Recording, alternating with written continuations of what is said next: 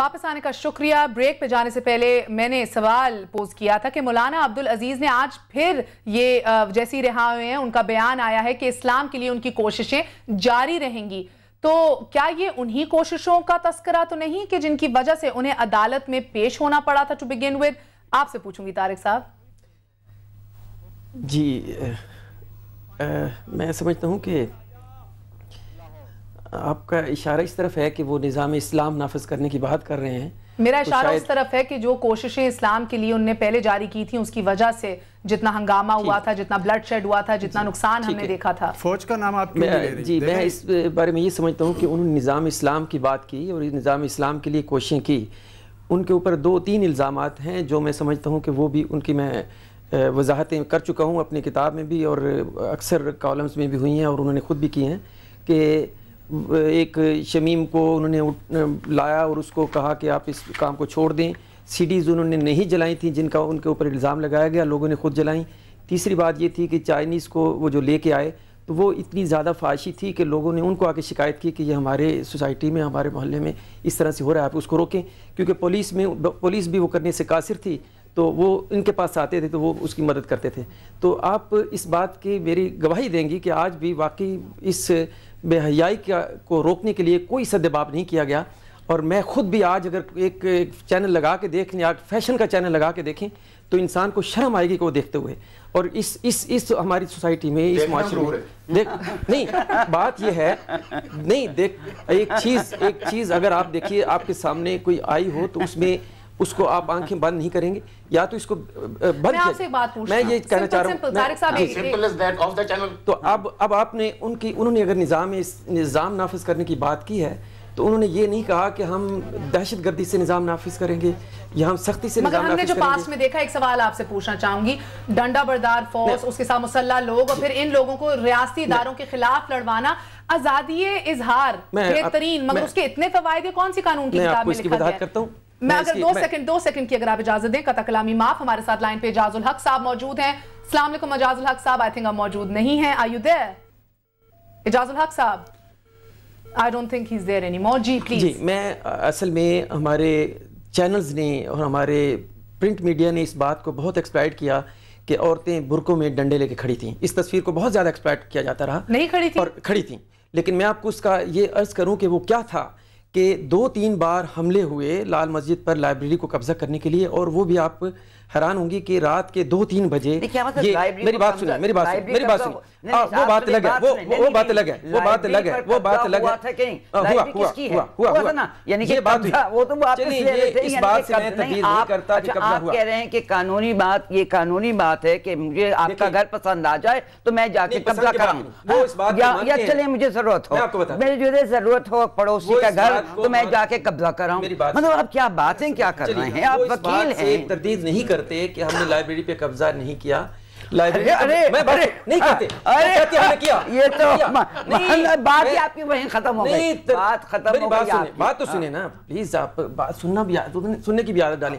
وہ انہوں نے اس لیے کیا تھا کہ ہمارے مطالبات مان لیں کہ مسجدوں کو جو گرایا جا رہا ہے ان کو نہ گرائیں، اس وجہ سے انہوں نے ایک چھوٹی سی لائبریری تھی 2-3 مرلے کی قبضہ کیا، لیکن اس کو حفاظت سے رکھا۔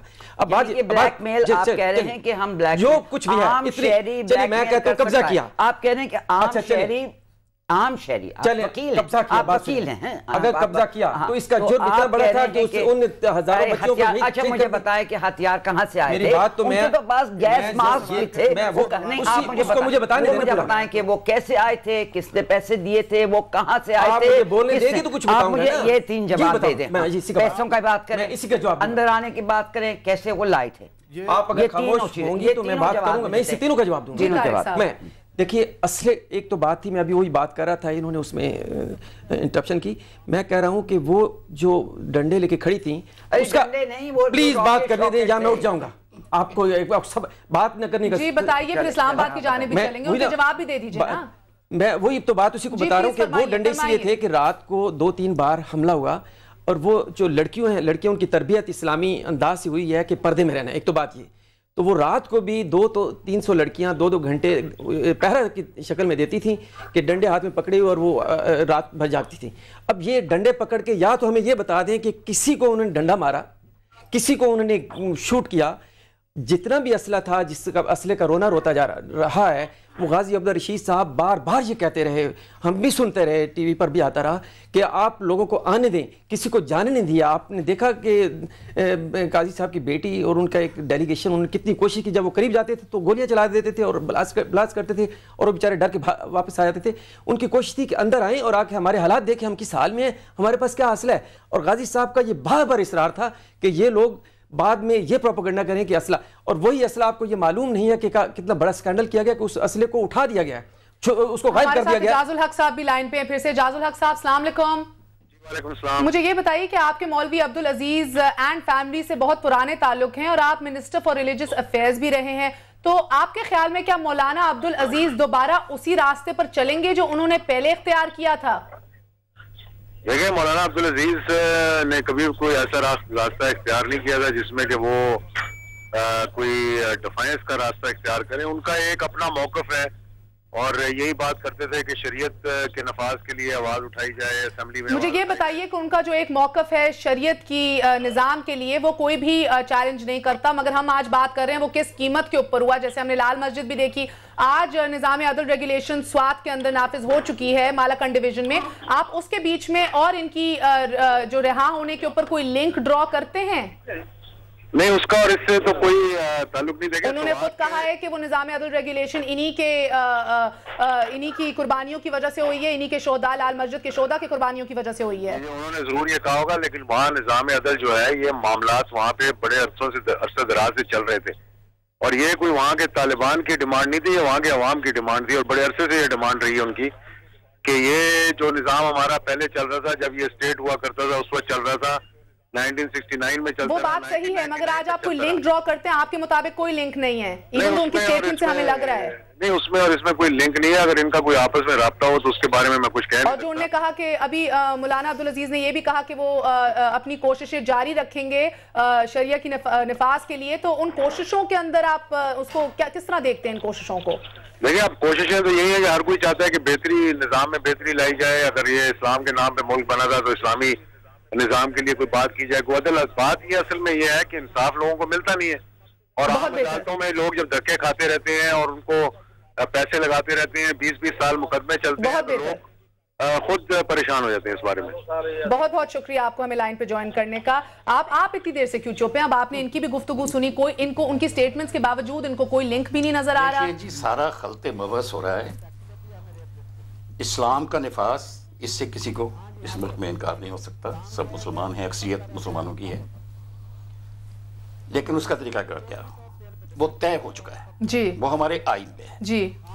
करारदाद मकासद इस मुल्क के तमाम उलमाए कराम ने, तमाम फिक़हों से ताल्लुक रखने वाले उलमाए कराम ने, जो आला और जय्यद उलमाए कराम, बिल्कुल, जिनके इल्म फजल से किसी को इनकार नहीं, उन्होंने करारदाद मकासद में ये लिखा था कि जो भी इस्लामी नफाज या कवानीन बनेंगे इस्लाम के तहत इस जमहूरिया के अंदर, वो जमहूरी तरीके से बनेंगे और पार्लियामेंट बनाएगी।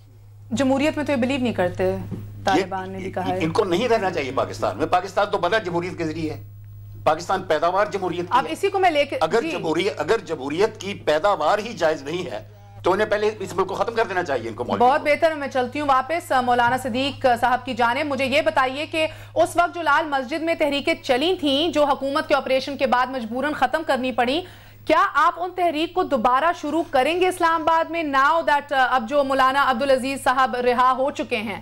देखें, सबसे पहले तो ये जो अभी तक एक मछली बाजार की सी कैफियत बनी है प्रोग्राम में, मैं थोड़ा सा उस पर पस मंज़र पे जाना चाहूँगा। और यकीनन इस सवाल पर मुझे इंतहाई अफसोस है कि उन बच्चियों के हाथों के डंडों को तो शायद मिसाइल समझा जाता है, लेकिन जिसको जमशेद साबका कोर कमांडर जमशेद गुलजार कियानी, बोलने वालों ने डंडे का जिक्र किया, कोर कमांडर फास्फोरस कह रहे हैं। नहीं, मेरी अर्ज़ सुने, ये मोहतरमा, पहले मेरी गुफ्तगू बात करने का कोई तरीका होता है। जब ये बात कर रही हैं तो हम सुन रहे हैं। इनमें बस ये जरा मौजू इस तरह का है, मसला इस तरह का है, मसला नहीं है, दिल के करीब है, ये हमारे मुस्तकबिल की बात है, मुस्तकबिल का मसला है। तो मैं एक अर्ज़ करता हूँ कि आज पूरे मगरिब के बड़े बड़े चैनल लाल मस्जिद आके प्रोग्राम करते हैं, लाल मस्जिद में आकर हालात देखते हैं।